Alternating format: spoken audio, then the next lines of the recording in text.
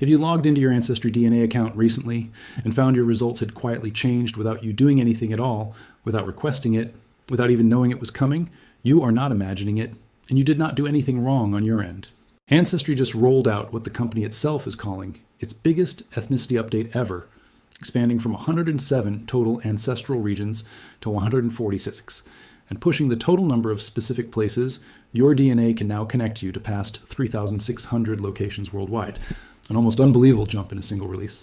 Every single AncestryDNA customer, all 25 million of them, had their DNA automatically reanalyzed as part of this update, whether they asked for it, wanted it, or even knew it was happening at all. If your Ireland result used to be one single broad category and is now split into 4 or more distinct regions, if a Scandinavian percentage you have had for years has quietly shifted without explanation, or if an entirely new region you have never once seen before suddenly appeared in your results overnight. This video explains exactly what changed, why it changed, and what you should actually do with the new information now sitting in your account. Before we start, this video is not sponsored by Ancestry or any testing company, and I have no affiliate deals. I'm here to help you understand your own results, not to sell you anything. Let us get into it.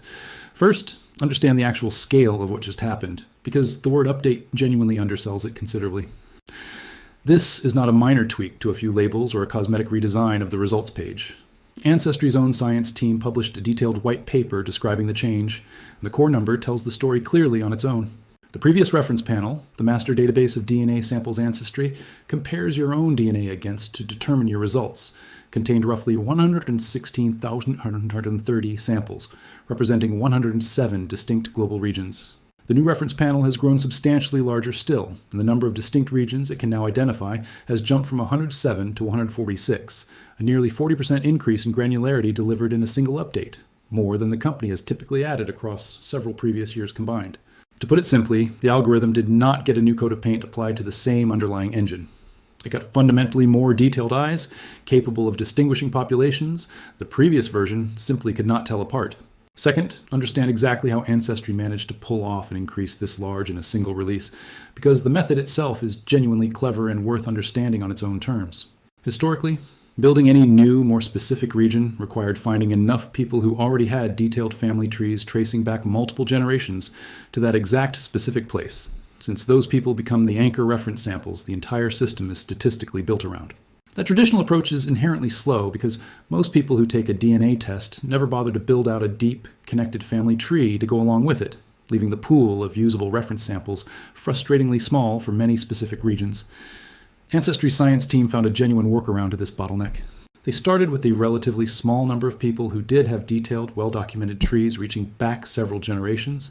and used those confirmed ancestral origins to identify other customers who shared unusually large amounts of DNA and very similar preliminary results, even when those other customers had never built out a tree of their own at all. In effect, the well-documented trees became an anchor point that let Ancestry confidently extend confirmed regional identity outward to thousands of additional people who share enough DNA with that original anchor group, dramatically multiplying the effective size of the usable reference panel without requiring every single person contributing to it to have done the genealogical homework themselves first. Ancestry's white paper describes comparing nearly 300,000 individual genetic markers across your DNA against this expanded panel, a scale of comparison that simply was not computationally practical even a few years earlier. Third, here is exactly what changed for people with Irish ancestry specifically, one of the single most dramatic examples in the entire update, and a genuinely useful case study for understanding the broader pattern applied across the rest of the world. A single broad Ireland region has now been split into 4 distinct new regions: Connacht, Donegal, Leinster, and Munster, plus an additional Northern Ireland and Central Scotland region covering the border areas where genetic patterns naturally overlap between the two. In a related update rolled out specifically for Ireland, Ancestry has pushed this even further in some markets, breaking the country down into as many as 92 distinct regions by province, county, and in some cases even individual parish, a staggering jump from the 13 regions. The company could initially detect when it first launched detailed genetic regions less than 2 years earlier. If you have Irish ancestry, what used to be one undifferentiated label covering an entire country can now potentially point toward the specific province, and sometimes the exact county your ancestors most likely actually came from generations ago. A level of detail that was simply unimaginable in consumer DNA testing even a few years back. Fourth, the update did not stop at Ireland by any means, and if your background touches Southern or Eastern Europe in any way, you very likely saw significant, noticeable changes as well. New regions have been added throughout the Mediterranean, including Sicily, Crete, the Aegean Islands, and the Ionian Islands, which means the previously broad southern Italy region has become considerably more focused and specific to actual Italian ancestry alone, rather than absorbing results from neighboring populations that merely resembled it genetically. If your results previously showed southern Italy, but your family's roots actually traced to Greece, Crete, or Turkey instead, you may now see those true origins reflected in their own newly created, more accurate regions, rather than being grouped together with unrelated Italian ancestry, the way earlier versions of the algorithm mistakenly did. Eastern Europe saw similarly dramatic splitting throughout this same update. What used to be broad, imprecise categories covering Central and Eastern Europe and the Baltics as single units have now become 8 separate, distinct regions in their own right, including Estonia and Latvia, Lithuania, northeastern Poland, southern Poland, eastern Czechia, Slovakia, and western Ukraine, each one now capable of appearing independently and specifically in your results, rather than being lumped together into one imprecise catch-all category that told you very little about your actual family origin. Fifth,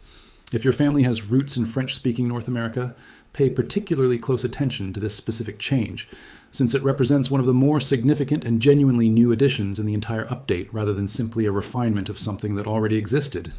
Ancestry has added 2 entirely new regions this year, Acadia and Quebec, specifically representing people descended from early French settlers who established themselves in North America centuries ago. If you previously had only a general France region appearing in your results, but your family's actual roots trace to early French colonial settlement in what is now Canada, rather than to France itself,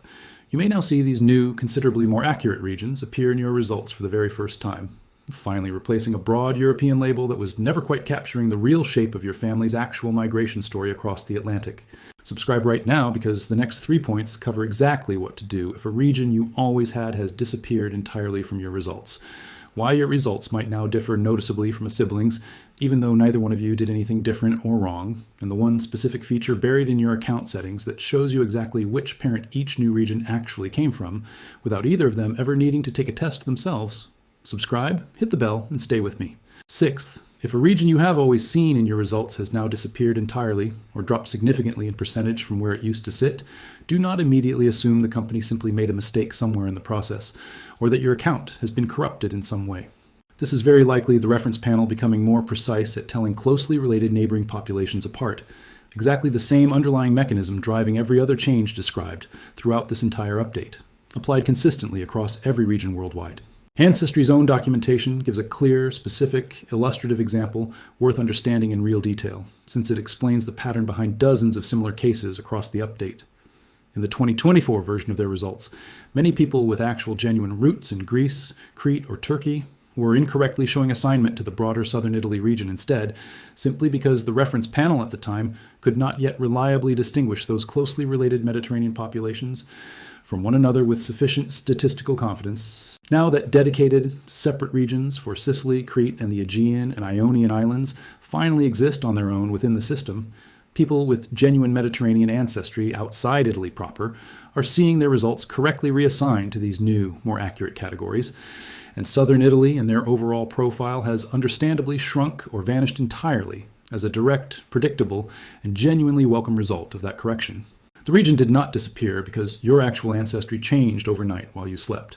It disappeared because the algorithm finally learned how to tell your real ancestry, apart from Italy's, after years of conflating the two. Seventh, understand why this update might affect you and a sibling quite differently, sometimes noticeably so, even though you share the exact same 2 parents and went through the identical update on the identical calendar day. This comes down to the same genetic recombination that has always explained sibling DNA differences in general, now interacting with an entirely new, far more detailed reference panel capable of picking up on distinctions the old system simply could not detect at all. You inherit a randomly shuffled 50% of DNA from each of your parents. Meaningful siblings typically share only about half their DNA with each other, rather than the full amount many people naturally assume. If one of you happened to inherit a specific genetic segment connected to one of the newly created regions, Acadia for instance, or one of the new Baltic regions introduced this year, and the other siblings simply did not inherit that same specific segment, only one of you will see that particular new region appear in your updated results at all, regardless of both of you sharing the exact same 2 parents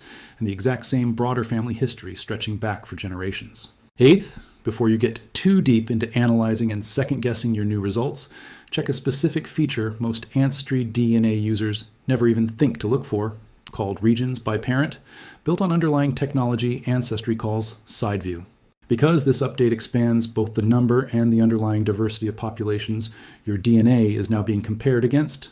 the specific regions attributed to each of your two parents may have shifted along with everything else changed by this update, sometimes significantly. This feature can show you which of your two parents a specific new or changed region most likely came from, without requiring either parent to have personally taken a DNA test themselves at any point, using statistical analysis of your own DNA data alone to make that determination. If a confusing new region suddenly appears in your results and you are genuinely not sure which side of your family it connects to, or whether it even makes sense given what you already know, this is the single most useful, most underused tool sitting in your account for answering that exact question quickly and with real statistical backing behind the answer. 8 points and one clear conclusion worth remembering the next time an update like this happens again, since it almost certainly will. This update represents the single largest jump in regional precision AncestryDNA has ever released in the company's entire history, expanding from 107 to 146 total regions and pushing past 3,600 specific identifiable places worldwide in one coordinated rollout, nearly quadruple the granularity the platform offered when detailed genetic regions first launched. The method behind it, using well-documented family trees as statistical anchors to extend confident regional assignment out to people without trees of their own, allowed this leap to happen far faster than waiting years for millions of individual customers to independently build out their own genealogy research one generation at a time. Ireland alone went from one broad, undifferentiated region to as many as 92 distinct areas in some markets, an almost unbelievable jump in specificity for anyone with genuine Irish roots to explore for the very first time. Mediterranean, Eastern European, and French-Canadian ancestry all saw entirely new, more accurate regions appear where broader, far less precise categories used to sit and absorb results that never quite belonged there in the first place. Disappearing regions in your own results are not necessarily errors or glitches worth reporting to customer support, but frequently a clear sign the algorithm finally learned to tell your specific ancestry, apart from a neighboring population it used to confuse you with in previous versions of the same test. Siblings can see meaningfully different results from this exact same update, for the exact same genetic reasons they always have, rooted in ordinary recombination rather than any error on either side. And the Regions by Parent feature, built on side view technology, can tell you exactly which side of your family a new or shifted region most likely traces back to, all without needing either parent to personally take a test at all, using nothing more than your own DNA and some clever statistical inference. If your results change noticeably with this update, the right next step is not to panic and assume something went badly wrong on Ancestry's end, and it is also not to assume your brand new results are automatically more meaningful or more trustworthy than your old ones, simply because they are newer and more detailed. Without doing any further investigation of your own, log into your account and actually read through the new region descriptions Ancestry has provided for each area, since each one typically includes real historical and migration context specific to that population. Context that can help you understand why a particular region showed up and what it might actually mean for your own family story. Use the Regions by Parent feature to understand which side of your family any new or unexpected region likely traces back to, narrowing your future research considerably before you spend hours chasing the wrong branch of your tree. And treat any newly appeared region the exact same way you should treat any DNA result at all, as a lead worth investigating further through actual historical records, census documents, and family trees, not as a final, settled, unquestionable fact about your family that requires no further confirmation whatsoever simply because a company's algorithm produced it. Subscribe right now if this video helped explain why your results look different the next time you logged into your account. Every week on this channel, we go this deep into the real science behind the family history tools millions of people use every single day without ever fully understanding how the underlying technology actually works. Subscribe, like this video, hit the notification bell, and leave a comment below. Did your results change significantly with this update? Which new region surprised you the most? And does it actually match what you already knew or suspected about your own family history? Tell me exactly what changed in your own results, region by region if you noticed several. This is where the real conversations happen on this channel. Share this with anyone who has ever taken a DNA test and been confused, or even a little alarmed by their results quietly changing without warning, because now you know exactly why it happens, and exactly what to do about it the next time it does.